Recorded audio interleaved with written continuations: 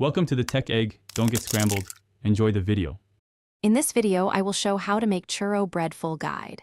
Preheat your oven to 350 degrees F and gather flour, sugar, butter, yeast, cinnamon, milk, and salt. Start by proofing yeast in warm milk, then cream butter and sugar before adding dry ingredients.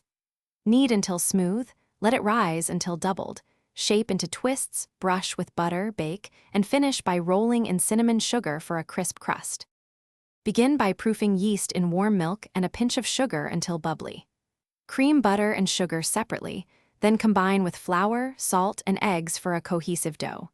Knead by hand or mixer until elastic, smooth, and slightly tacky, usually 8 to 10 minutes. Place dough in a greased bowl, cover, and let rise in a warm spot until doubled, which typically takes about 1 hour.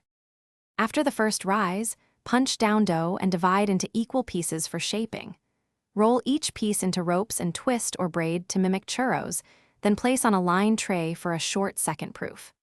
Brush gently with melted butter before baking at 350 degrees F until golden and cooked through.